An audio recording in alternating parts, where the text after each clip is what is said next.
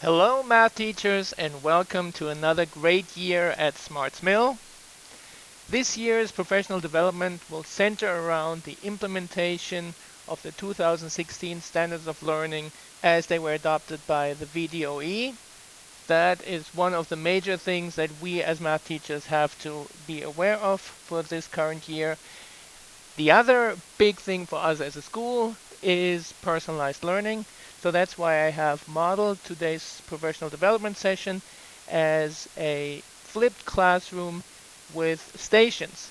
So in the first step, please watch this video that will contain the most crucial information that you need, and then we will move out into stations and work through them as part of this professional development session.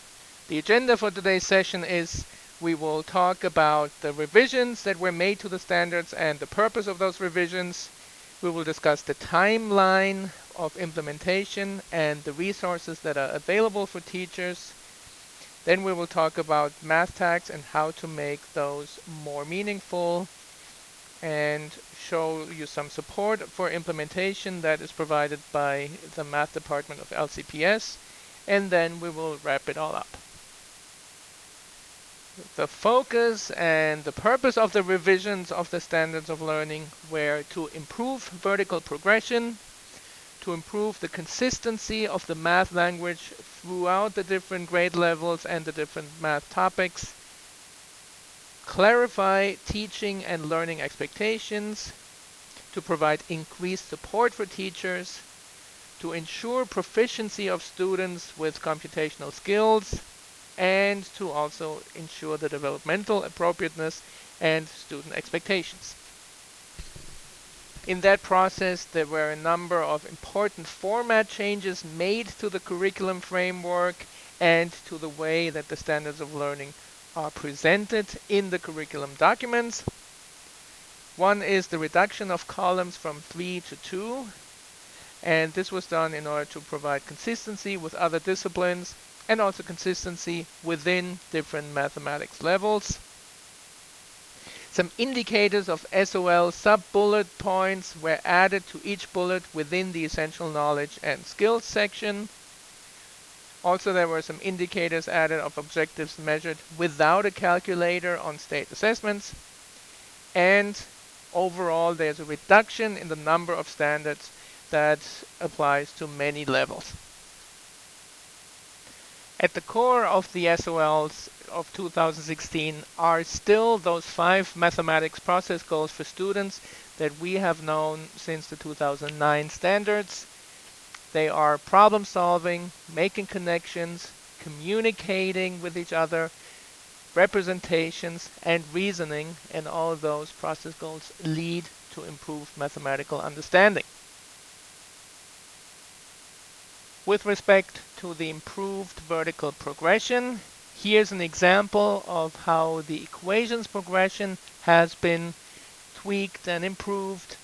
As you can see, the 3 different standards applied in grade levels Math 6, Math 7, and Math 8, and how the wording of each of these standards has been adapted and how they now relate to each other as is indicated on this page with the different colored highlighting. This is just one example of how the wording has been adapted, and that applies to other standards and other skills across grade levels as well. Alright, then let's move on to the timeline and the resources. The school year 2016 and 17, in other words, the last school year was the school year where VDOE staff worked to create all the different curriculum resources and adapt them to the new standards as they were adopted. Now the important part is this school year 2017 and 18, which is the crossover year.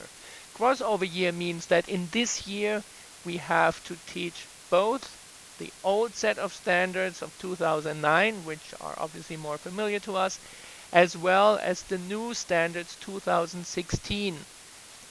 The main reason for that is that some skills have been moved from one grade level to another, which means if we didn't teach the way they were still included in the old standards this year and then already taught the new standards next year, there would be some knowledge gaps for students. The SOL tests next spring in 2018 will still be based on the 2009, in other words, the old SOLs. They will, however, include some field questions which are already based on the new 2016 standards. And then next school year, 2018-19, will be the first school year where the new 2016 standards of learning will be implemented completely, and then in the following spring, the SOL test will also be based on those new 2016 standards. Some of the best resources to quickly get an understanding of how the standards have changed for each grade level are the crosswalk documents that were created by the VDOE. There is one of these documents for each grade level or math course, and essentially they include 4 sections. They include the additions to the standards as made in the 2016 standards and the deletions, and then they include parameter changes or clarifications in the wording, and they also indicate where there have been moves that are within the same grade level. These 4 categories are organized as you can see here on the right. Additions are always in the front to the left and deletions across from them on the right, and then that's followed by the parameter changes and the moves. On this page you can see it a little bit more clearly using the example of the grade 7 crosswalk document. On the top left you have all the additions that have been made to the 2016 standards of learning. On the top right you see the deletions that were made from that set of SOLs. Bottom left you see parameter changes and clarifications made in the wording. And to the bottom right you see where things have been changed within the grade level. Where can you find those documents? You can find them on the VDOE homepage. Here is the address, www.doe.virginia.gov. If you go on this site, you then on the left can go to Standards of Learning. If you go to Standards of Learning, you see all the subject areas on the right. Mathematics obviously is ours. Now this is the website that most of you already know and have used before. Now for all the new stuff, use this link here and you will go to a page that says Mathematics 2016. There's lots of information here. Also, if you want in your own time, watch those 3 little videos that were created and that include an interview with Tina Mazzacane from the VDOE. But then scroll further down and here you have all the new standards and the new curriculum frameworks as created by the VDOE. And then in the third column you have the 2009 to 2016 crosswalk documents, and again for each grade level individually, both as Word and PDF documents. Let me just open one really briefly so you guys see what it looks like. Additions on the top left, deletions on the right, parameter changes and clarifications on the bottom left, and moves on the bottom right. But most of these documents are not just one page. This first page is then followed by a few more pages containing a comparison of the old and the new standards in numerical order and organized by the reporting strands. The other main resource that's available to you are the curriculum guides developed by the LCPS. Those you can find on Vision. Log on to your Vision page. Once you have done that, it should look something like this. And then go to View My Courses.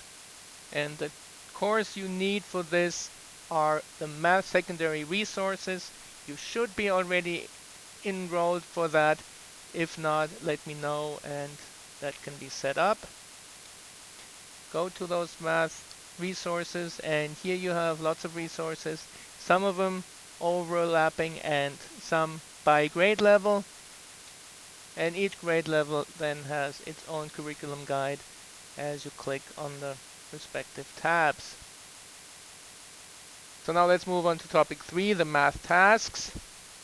In order to improve math instruction and to make it more meaningful, the National Council of Teachers of Mathematics has developed a set of principles that should be observed by teaching practices in order to assist in that goal.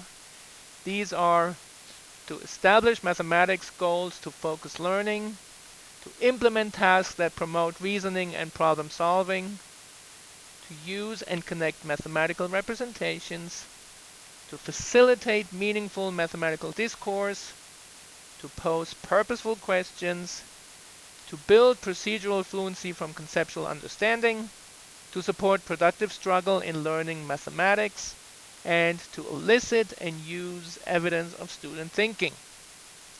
Tasks that are developed for students should keep those principles in mind, and we will have an activity later where we will analyze such a task to see whether it follows those principles.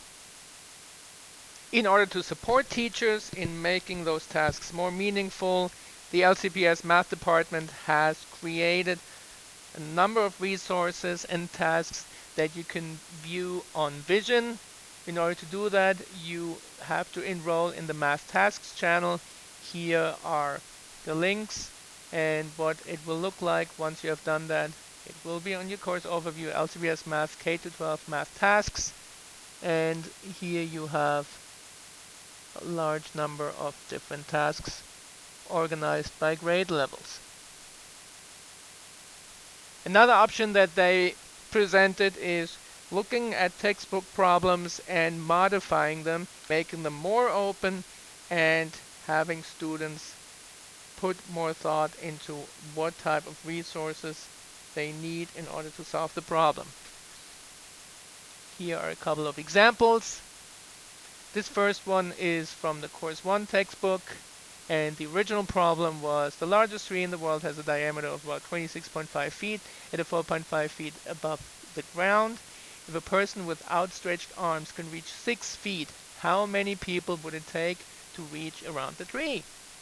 So here in this problem, all the information is given, and all you basically have to do is then go ahead and do a calculation. The new version of such a problem could, for example, be like this. How many people would it take to reach all the way around the world's largest tree? Obviously, in this version of the problem, there's not enough information, so students need to think about what they need. So possible questions from students could be, how tall is the world's largest tree? What is the circumference of the world's largest tree? At what height does it have that circumference? Where is the world's largest tree located? Or how far can a person with outstretched hands reach? Now, some of these questions are not relevant to the problem, and that in itself is part of the process for students to figure out, do I need this information or do I not? And what is it really that I need to solve the problem? Here's another example. The top example is very wordy with all the information given, and the problem in the bottom is very open, and then obviously that will trigger many questions by students that the teacher needs to answer, so students are in a position to solve the problem. So let's wrap up today's professional development session by summarizing the most relevant points. The 2016 SOLs were developed to improve consistency and vertical integration, to clarify expectations, and to make tasks and the entire math instruction more meaningful. The current school year 2017-18 is the crossover year where both sets of standards have to be taught in order to avoid knowledge gaps. And the set of standards that is being tested in the coming spring is the old set of 2009 standards. The VDOE crosswalk documents and the curriculum guides developed by the LCPS Math Department are some of the most important resources that you can use to adapt your instruction and to inform yourselves about what the changes really are. And lastly, in order to support teachers in making math tasks more meaningful, the LCPS Math Department provides a lot of resources on Vision and you can find them in the Math Tasks channel. All right, so much for this. Thank you very much for watching, and we will now go and get into our stations.